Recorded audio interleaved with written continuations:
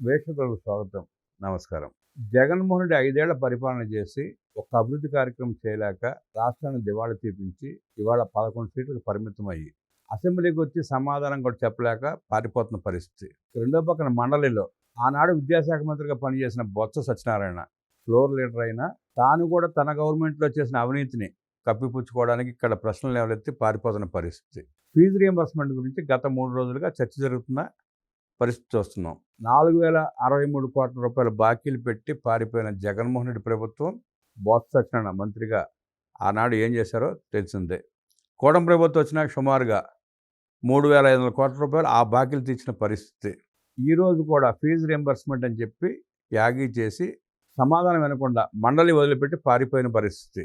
Fee reimbursement YSR Congress party చేసిన అవినీతి కార్యక్రమాలు, విద్యా వ్యవస్థకి చీడలా పట్టి ఆనాడు చేసిన పనులు విశ్లేషించడానికి, వివరించడానికి మనతో ఉన్నారు సీనియర్ జర్నలిస్ట్ సత్యమూర్తి గారు. వారిని మరిన్ని విశేషాలు తెలుసుకుందాం. సార్ నమస్కారం. అసెంబ్లీకి రాలేక జగన్మోహన్ రెడ్డి, మండలికి వచ్చి ప్రశ్నలు సంధించి పారిపోతున్న బొత్స సత్యనారాయణ, ఫీజు రియంబర్స్మెంట్ ఎట్లా విశ్లేషిస్తారు సార్? అంటే నేను మీరు అడిగిన క్వశ్చన్కి సమాధానం చెప్పడానికి ముందు ఒక 2 స్టేట్మెంట్లు, అంటే జగన్మోహన్ రెడ్డి స్టేట్మెంట్ ఒకటి చెప్తాను, ఇంకోటి బొత్స సత్యనారాయణ స్టేట్మెంట్ ఒకటి చెప్తా. ముందు జగన్మోహన్ రెడ్డి స్టేట్మెంట్ చెప్తా. ఏంటి అంటే, మనం గవర్నమెంట్ తరఫు నుంచి ల్యాండ్ అలాట్మెంట్లు ఇవన్నీ చేయటం ఎందుకండి? దండగం, వేస్ట్. అవి చేయటం వస్తే ఏం వస్తుంది? ఏదో 4-5 ఉద్యోగాలు వస్తాయి, అంతే కదా. దానికోసం మనం గవర్నమెంట్ ల్యాండ్ ఇవ్వాలా అన్నది జగన్. అంటే ఏంటి, నీ సరస్వతి పవర్కి అయితే గవర్నమెంట్ ల్యాండ్ కావాలి, వేరే పారిశ్రామికవేత్తలు వస్తే వాళ్ళకి ల్యాండ్ ఇవ్వవా? నువ్వు ఇవ్వటం వేస్టా? దానివల్ల పరిశ్రమలు రావటం వల్ల ఏమి ప్రయోజనం లేదా?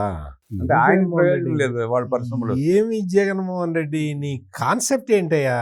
ఒకటి బొత్స సత్యనారాయణ విషయానికి వస్తే, ఆంధ్రప్రదేశ్ మొత్తం నిరుద్యోగులు పెరిగిపోతున్నారు. మరి చదువుకున్న వాళ్ళు ఎక్కువ మంది ఉంటే పెరిగిపోరా?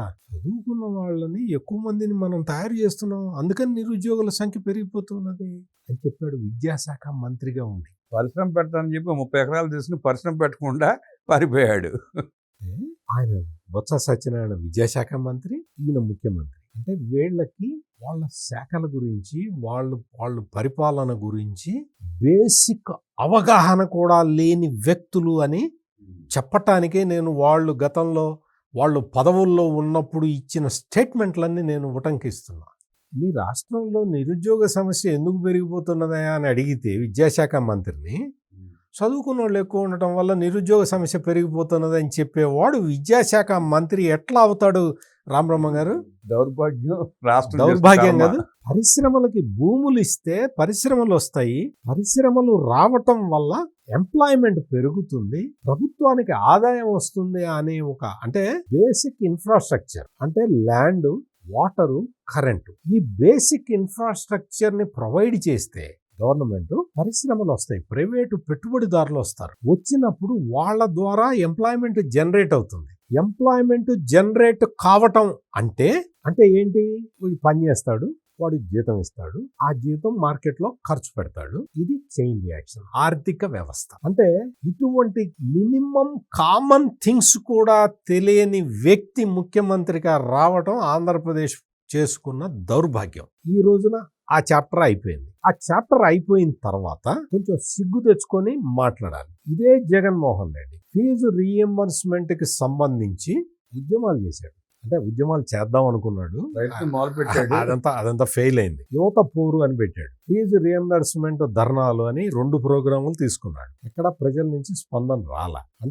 అంటే జగన్మోహన్ రెడ్డి ఏం ప్రొజెక్ట్ చేద్దాం అనుకున్నాడంటే, ఫీజు రియంబర్స్మెంట్ తెచ్చింది మా నాన్న సొమ్ములన్నీ ఫీజు రియంబర్స్మెంట్ ఖర్చు పెట్టాడు, మిమ్మల్ని అందరినీ ఉద్ధరించాడని చెబదామని ఆయన ఉద్దేశం. ప్రయత్నం చేశాడు. అధికారంలో ఉన్నప్పుడు చెప్పాలన్నమాట. నువ్వు అధికారంలో ఉన్నప్పుడు మీ నాన్న పేరు ఎత్తటానికేమో నీకు సిగ్గుపడ్డావు కొంచెం. తడతడికి ఆయన పేరు చెప్పడం ఏంటో అన్నావు. ఇప్పుడు మా నాన్న తెచ్చిన ఫీజు రియంబర్స్మెంట్, మా నాన్న తెచ్చిన ఫీజు రియంబర్స్మెంట్ అని మొదలు పెడితే, ఆ ఫీజు రియంబర్స్మెంట్ ని కూటమి ప్రభుత్వం నీరుగారుస్తుందని చెప్తున్నాడు. 4000 కోట్ల రూపాయలు నువ్వు బాకీ పెట్టి వెళ్ళిపోయావే. నువ్వు నీ వియ్యంకుడు వరుస అవుతాడో ఏదో వరుస అవుతాడు మోహన్ బాబు, తన కాలేజీలకి ఫీజు రియంబర్స్మెంట్ రావట్లేదని ధర్నాలు చేశాడుగా. జగన్మోహన్ రెడ్డి టైంలోనే కదా ధర్నాలు చేశాడు. అంటే నువ్వు ఫీజు రియంబర్స్మెంట్కి డబ్బులు ఇవ్వకుండా క్రెడిట్ కొట్టేద్దామని ఎంత తాపత్రయపడ్డావు జగన్మోహన్ రెడ్డి. నువ్వు ఇంత తాపత్రయపడి అబద్ధాలు చెప్తున్నావు. బయటికి వచ్చి ఫీజు పోరు, యువత పోరు, ఆ పోరు, ఈ పోరు అని చెప్పి మొదలుపెట్టు. సోషల్ మీడియాలో ప్రచారం చేస్తుంది. సోషల్ మీడియాలో ప్రచారం చేస్తావు. ఫీజు రియంబర్స్మెంట్ ని నీరుగార్చిన చంద్రబాబు అని పోస్టర్ వేస్తావు. నువ్వు పెట్టిన బాకీలు తీర్చడానికే ఆయనకి టైం సరిపోవట్లేదు. నువ్వు ఎగ్గొట్టిన వాటి బిల్లులు సెటిల్ చేయటానికి చంద్రబాబు నాయుడు రాత్రి మగళ్ళు పనిచేయాల్సిన పరిస్థితి ఏర్పడ్డది. ఫీజు రియంబర్స్మెంట్ నా స్కీము, మా నాన్న స్కీము అని చెప్పే నువ్వు 4,000 కోట్ల రూపాయల బాకీ ఎందుకు పెట్టావో చెప్పాలి. ఇదొక్కటే కాదు, ఆరోగ్యశ్రీకి 6,000 కోట్ల రూపాయల బాకీ పెట్టి ఈ రోజున 6,000 కోట్ల బాకీ 6,000 కోట్ల బాకీ అంట. ఆ 6,000 కోట్లు బాకీ పెట్టింది నువ్వే. అంటే ఇటువంటి అస్తవ్యస్తమైన విధానాలతోటి, అడ్డదిడ్డమైన మాటలతోటి ప్రజల్ని కన్ఫ్యూజ్ చేయటానికి ప్రయత్నం చేస్తూ ఉన్నాడు కంటిన్యూస్ గా ఇప్పటి వరకు ఈ జగన్మోహన్ రెడ్డి. ఇంత దారుణమైన కామెంట్లు చేసుకుంటూ, అంటే వాస్తవాలని వక్రీకరించుకుంటూ కూటమి ప్రభుత్వం అంటే నిన్న మొన్న ఎవరో కామెంట్ చూశాను నేను. ఫేస్బుక్ ఇవన్నీ వీటిలో యాక్టివ్గా ఉంటాం కదా మనం. ఇవాళ రేపు ఎట్లా ఉందంటే సోషల్ మీడియా లేకపోతే మనకు అసలు జీవితమే లేనట్టుంది కదా. అందులోనూ మీడియాలో ఉన్న వాళ్ళం కాబట్టి మనం అన్ని విషయాలు చూస్తూనే ఉంటాం. ఆంధ్రప్రదేశ్కి ఇప్పటికీ ఒక కరెక్ట్ విద్యామంత్రి దొరికాడని ఒక ఆయన కామెంట్ పెట్టాడు. ఒక చదువుకున్న వ్యక్తి విద్యాశాఖ మంత్రిగా ఉన్నాడు ఆంధ్రప్రదేశ్లో అని కామెంట్ చూశాను. అంటే నారా లోకేష్ స్టాన్ఫోర్డ్ యూనివర్సిటీలో చదువుకొని వచ్చిన వ్యక్తి విద్యాశాఖ మంత్రిగా ఉన్నాడు. అంతకు ముందు బొత్స సత్యనారాయణ ఏం చదువుకున్నాడో నాకు తెలియదు, కానీ బొత్స సత్యనారాయణ జీవితాన్ని ఎక్కడి నుంచి మొదలు పెట్టాడు అంటే అరాక్ కాంట్రాక్టర్ నుంచి మొదలు పెట్టాడు. అంటే అప్పట్లో సారా ఉండేది. సారా కాంట్రాక్టులు విజయనగరం జిల్లా, ఉమ్మడి విజయనగరం జిల్లాలో సారా కాంట్రాక్టులు పాడటం దగ్గర నుంచి అక్కడి నుంచి అతని రాజకీయ జీవితం ప్రారంభమైంది. ఆ తర్వాత కాంగ్రెస్ లీడర్లందరూ కూడా అతన్ని ప్రోత్సహించడం, ఎందుకంటే అతని దగ్గర మనుషులు ఉన్నారు, గుండాలు ఉన్నారు, డబ్బులు ఉన్నాయి అన్న ఉద్దేశంతో వాళ్ళు ఎంకరేజ్ చేయటం. చివరికి విజయనగరం జిల్లాకి ఇంకా ఆయనే ఒక పెద్ద నాయకుడిగా అవతరించాడు. ఉత్సవ విగ్రహం అయ్యాడు. ఒక పెద్ద నాయకుడిగా అవతరించిన వ్యక్తిని మొన్న చీపురుపల్లిలో ప్రజలు తిరస్కరించారు. చిచి అవతలకు పోన్నారు. చీపురుపల్లిలో తాను ఓడిపోతాను అని చెప్పి బొత్స సత్యనారాయణ ఎక్స్పెక్ట్ చేయలే. అటువంటిది తీసి పక్కన పడేసి కిమిడి కళా వెంకటరావుని గెలిపించుకున్నారు. మళ్ళీ తర్వాత అంటే అంత పెద్ద నాయకుడు, ఉమ్మడి ఆంధ్రప్రదేశ్లో పిసిసి అధ్యక్షుడు కావాలి అనుకున్న వ్యక్తి, ఒక దశలో ముఖ్యమంత్రి క్యాండిడేట్ అని ప్రొజెక్ట్ చేసుకున్న వ్యక్తి ఒక అసెంబ్లీ కాన్స్టిట్యున్సీలో ఓడిపోతే సిగ్గుబడి రాజకీయాల నుంచి పక్కకు పోవాలి. అవేవి లేకుండా మళ్ళీ స్థానిక సంస్థల రిప్రజెంటేటివ్స్ ఎన్నుకునే ఎమ్మెల్సీ ఎన్నికల్లో మళ్ళీ పోటీ చేసి గెలిచి మండల్లో వచ్చి కూర్చున్నాడు. ఏమైనా కొంచెమైనా నీకు ఒక సిగ్గు ఇటువంటివి ఏదన్నా ఉంటే రాజకీయాల్లో నువ్వు కొన్ని మోరల్స్ పాటించే వ్యక్తివి అయితే ప్రజలు నిన్ను తిరస్కరించిన తర్వాత నువ్వు గమ్మును కూర్చోవాలి. మాట్లాడకూడదు, కనీసం మాట్లాడకూడదు. నువ్వు ఓకే ఎమ్మెల్సీగా నువ్వు తెచ్చుకున్నావు, స్థానిక సంస్థల వీళ్ళందరూ ఓట్లు వేస్తే గెలిచావు. అబద్ధాలు ఎందుకు చెప్తావు? నేనేమి పదవిలోకి రావడం నేనేం తప్పు అంటలా. నువ్వు వచ్చిన తర్వాత నీకు సిగ్గుండాలి కదా. నేను అసెంబ్లీలో ఓడిపోయాను, నేను ఎక్కువ తక్కువ మాట్లాడకూడదు, నేను కొంచెం అబద్ధాలు చెప్పినందుకే నేను ఓడిపోయాను, ఈ రోజు ఏదో అదృష్టం బాగుండి ఎమ్మెల్సీగా గెలిచాను, నేను ఇక నుంచి అయినా కొంచెం మర్యాదగా ప్రవర్తించాలి సభలో కానీ బయట కానీ అన్న ఆ జ్ఞానం రావాలి కదా. నేను నా బాధ అది. హుందాదనం పెంచుకుంటే మళ్ళీ ఇంకోసారి అవకాశం కనీసం దొరికి ఉండేది కదా అనేది నేను చెప్తున్న ఆర్గ్యుమెంట్. నువ్వు వచ్చి అక్కడికి వచ్చి ఫీజు రియంబర్స్మెంట్ గురించి నీకు తెలీదా? బొత్స సత్యనారాయణ నువ్వే కదా ఎడ్యుకేషన్ మినిస్టర్గా ఉన్నావు, ఎంత బాకీ పెట్టావో తెలీదా? నువ్వు 4,000 కోట్ల రూపాయల బాకీ జగన్మోహన్ రెడ్డి దిగిపోయే నాటికి ఉన్నది. ఈ రోజున ఎంత ఉంది? నిన్నగాక మొన్న 1,200 కోట్ల రూపాయలు కూటమి ప్రభుత్వం రిలీజ్ చేసింది ఫీజు రియంబర్స్మెంట్ కోసం. ఫీజు రియంబర్స్మెంట్ కోసం డబ్బులు రిలీజ్ చేసిన ఇన్సిడెంట్ వైసీపీ గవర్నమెంట్ లో ఒక్కటన్నా మీరు చెప్పగలుగుతారా? 20 మాసంలో 3సారి అనుకుంటా సార్ రిలీజ్ చేయటం. ఎంత రిలీజ్ చేస్తున్నారండి? మీకు మొత్తం ఆ బాకీలు తీరుస్తున్నారు, కొత్తవి ఇస్తూ ఉన్నారు. నీకు ఈ జగన్ ఎంత దుష్ప్రచారం చేశాడు అంటే గతంలో కూడా సర్టిఫికెట్లు ఇవ్వలేదు, లోకేష్ ఫెయిల్ అని చెప్పి ప్రచారం చేశాడు. మళ్ళీ సెట్ చేశారా? వాళ్ళకి డబ్బులు ఇచ్చేశారా? వాళ్ళు ఫీజు రియంబర్స్మెంట్ బకాయిలు చేస్తే కదా వాళ్ళకి సర్టిఫికెట్లు వచ్చింది. అంటే ఒక అబద్ధం కాదు, రకరకాల అబద్ధాలు పదే అవే చెప్పుకుంటూ రాజకీయంగా మనుగడ సాగించటానికి ఈ వైఎస్ఆర్ కాంగ్రెస్ పార్టీ నాయకులు ప్రయత్నం చేస్తున్నారు. ఇది పబ్లిక్ లైఫ్లో కరెక్ట్ కాదు. డిఎస్సి ప్రకటించి ఉపాధ్యాయులు నియమించేదాకా చదువులు చెప్పేవాళ్ళు కూడా లేరు కదండి అక్కడ. లేరు కదా. మీకు ఇంకోటి ఏంటంటే, అసలు జగన్మోహన్ రెడ్డి విద్యారంగానికి చేసిన ద్రోహం ఏంటి అంటే, మీకు బెస్ట్ అవైలబుల్ స్కీమ్స్ని ఎత్తేసాడండి. బెస్ట్ అవైలబుల్ స్కీమ్ పల్లెటూళ్ళల్లో పేదవాడికి ఉపకరించే స్కీమ్ అది. నీకు ఎస్సీలు, ఎస్టీలు, మైనారిటీలు వాళ్ళ పిల్లల్ని చదివించుకోవటానికి ఉపకరించే దాన్ని బెస్ట్ అవైలబుల్ స్కీమ్స్ ఎత్తేసాడు.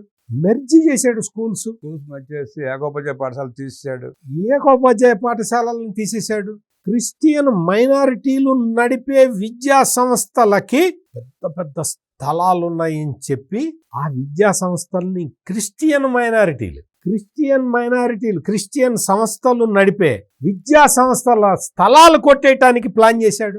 ఎంతమంది ఈ క్రిస్టియన్ పాఠశాలలు ఉంటాయి కదా, వాళ్ళు ఎంతమంది మనోవేదన చెందారో ఈ జగన్మోహన్ రెడ్డి టైంలో. కాకినాడ ఒకటి, రాజమండ్రి ఒకటి కబ్జా చేయడం కూడా ట్రై చేశారు. ఒక్క చోట కాదు, ప్రతి చోట కూడా ఎక్కడైతే బాగా స్థలం ఉందో, ఒక మామూలు ఇదివరకు స్కూళ్ళు ఎట్లా ఉండేవి, మొత్తం ప్లే గ్రౌండ్ ఉండేవి, క్రికెట్ గ్రౌండ్ ఉండేవి, వాలీబాల్ గ్రౌండ్లు ఉండేవి. ఆ గ్రౌండ్ లో చోట బిల్డింగ్ ఉండేది. ఆ స్థలం పెద్ద స్థలం ఉంది. అప్పుడెప్పుడో ఊరి చివర ఉండేవి, ఇప్పుడు ఊరు మధ్యలోకి వచ్చినాయి. ఆ స్థలాలు కబ్జా చేద్దామని ప్రయత్నం చేశాడు. 7 పాఠశాలల్ని కబ్జా పెట్టేశాడు. 7 పాఠశాలని ఎత్తేశాడు. 7 స్కూల్స్ ని ఎవడన్నా ఎత్తేస్తాడండి? అంటే 7 పాఠశాలల్లో నీకు గవర్నమెంట్ ఇచ్చేది ఓన్లీ ఆ ఉపాధ్యాయుడికి జీతం మాత్రమే. మిగిలిన ఖర్చులన్నీ ఆ సొసైటీలు పెట్టుకుంటాయి. అంటే నీకు గవర్నమెంట్ మీద బర్డెన్ లేకుండా గవర్నమెంట్ చెయ్యాల్సిన పనిని కొన్ని సొసైటీలు చేస్తూ ఉంటే 7 వాళ్ళకి నువ్వు జీతాలు ఆపేశావు. 7 లెక్చరర్లని, 7 టీచర్లని, 7 స్కూళ్ళని మూసేశావు. ఎంత డౌన్ ట్రెండ్ లోకి తెచ్చాడు విద్యా సంస్థని జగన్మోహన్ రెడ్డి. అంటే విద్యా వ్యవస్థ బాగుండి పిల్లలంతా చదువుకుంటే తన గంజా వ్యాపారానికి ఇబ్బంది అవుతుంది, అమ్మేవాళ్ళు, సరఫరా చేసేవాళ్ళు, మోసేవాళ్ళు దొరకని ఉద్దేశంతో నాశనం చేశాడు వ్యవస్థని. సింపుల్. ప్లస్ ఇంకోటి ఏమంటాడు, వెంకయ్యనాయుడు పిల్లల్ని ఇంగ్లీష్ మీడియంలో చదివించాడు, చంద్రబాబు నాయుడు పిల్లల్ని ఇంగ్లీష్ మీడియంలో చదివించాడు, మీకు ఇంగ్లీష్ మీడియం పెడుతుంటే వాళ్ళు ఒప్పుకోవట్లేదు అని చెప్పాడు ముఖ్యమంత్రిగా ఉండగా. అతను ముఖ్యమంత్రిగా ఉండగా ఈ స్టేట్మెంట్ ఇచ్చిన రోజునే చెప్పా, జగన్మోహన్ రెడ్డి రాజ్యాంగం ఒకసారి చదువుకో. నువ్వు ప్రతిసారి రాజ్యాంగం గురించి మాట్లాడతావు కదా, నువ్వు రాజ్యాంగం గురించి చదువుకో. ప్రాథమిక విద్యని మాతృభాషలో చెయ్యాలి అనేది రాజ్యాంగం కల్పించిన ప్రాథమిక హక్కు. ఎందుకు అంటే ప్రాథమిక విద్య మాతృభాషలో ఉంటే నువ్వు చెప్పేది నాకు అర్థమవుతుంది, స్పష్టంగా అర్థమవుతుంది. ఆ తర్వాత ప్రాథమిక విద్య దాటిన తర్వాత 6వ తరగతి 7వ తరగతి దాటిన తర్వాత నువ్వు ఎన్ని భాషలు చెప్పినా అన్ని భాషలు నేర్చుకుంటాడు. నువ్వు ఏ భాషలో చెప్పినా ఇతనికి అర్థమవుతుంది, స్టూడెంట్కి అర్థమవుతుంది. సెకండ్ లాంగ్వేజ్ ఉండేది కదా సార్ అప్పటి నుంచి. ఎప్పుడు ఇంగ్లీష్ లేకుండా ఎట్లా ఉంటుందండి? ఇంగ్లీష్ సబ్జెక్ట్ ఉంటుంది. ఇంగ్లీష్ సబ్జెక్ట్ లేకుండా ఎట్లా ఉంటుంది? ఏబిసిడీలతోనే మొదలు పెడుతున్నావు. ఈ ఊపులు ఆపేసి ఏబిసిడీలతో మొదలు పెట్టే దౌర్భాగ్యానికి వచ్చావు ఆల్రెడీ. ఆ దౌర్భాగ్యాన్ని నువ్వు కన్ఫర్మ్ చేసే ప్రయత్నం చేసావు నువ్వు. అందుకని నువ్వు ప్రాథమిక విద్యని ఇంగ్లీష్ మీడియంలోకి తీసుకొచ్చి ఎంత ద్రోహం చేసి విద్యా రంగానికి ద్రోహం చేసావు. మాతృభాష రాకుండా ఒక జనరేషన్ని తయారు చేసావు. ఇప్పటికే తెలుగు మాట్లాడతారు, తెలుగు వింటే అర్థమవుతుంది, కానీ తెలుగు చదవటం రాని వాళ్ళు ఎంతమంది ఉన్నారో తెలుసా? తెలుగు చదవటం రాని వాళ్ళు పెరిగిపోతున్న ఈ తరుణంలో అసలు తెలుగు చదవటం కాదు, మాట్లాడితే కూడా అర్థం కాని వాళ్ళని తయారు చేసే ప్రయత్నం చేశాడు ఈ జగన్మోహన్ రెడ్డి. ఉదాహరణకు జగన్మోహన్ రెడ్డి కూడా రాదు కదండి, ఆయన కూడా తెలుగు చదవలేడుగా. అందుకనే ఆయనలాగానే అందరినీ తయారు కావాలని చెప్పి ఈ ప్రయత్నం పెట్టినట్టున్నాడు. ఇవన్నీ ఏంటంటే బాధతోటి మనం మాట్లాడుకోవాల్సిన మాటలు. పైగా క్లాష్ ఆఫ్ ఈ క్లాస్ తీసుకురావటానికి ప్రయత్నం చేయటం. నువ్వు తప్పుడు పని చేస్తూ ఈ క్లాష్ తీసుకురావటానికి నువ్వు ప్రయత్నం చేయటం అనేది దుర్మార్గమైన విషయం. సమాజాన్ని చీల్చడానికి నువ్వు చేసిన ఎత్తుగడ. సమాజానికి చీలిస్తే తన తప్పిదాలు బయటపడకుండా ఉంటాయి అన్న ఉద్దేశంలో చేసే ప్రయత్నము. ఈ రోజున ప్రజలు విఘ్నులు కాబట్టి, తెలివిగల వాళ్ళు కాబట్టి, ఈ జగన్మోహన్ రెడ్డి, బొత్స సత్యనారాయణ లాంటి వాళ్ళని వదిలించుకొని చంద్రబాబు నాయుడిని, లోకేష్ని తెచ్చుకున్నారు. నాశనం అయిపోయిన విద్యా వ్యవస్థని వికాసం వైపు నడిపిస్తున్న నారా లోకేష్ పనితీరు గురించి అద్భుతంగా విశ్లేషిస్తూ, జగన్మోహన్ రెడ్డి, బొత్స సత్యనారాయణ ఆ వ్యవస్థకి చీడ పురుగులా పట్టి ఎలా నాశనం చేశారో స్పష్టం చేసిన సత్యమూర్తి గారికి ధన్యవాదాలు తెలియజేస్తూ నమస్కారం.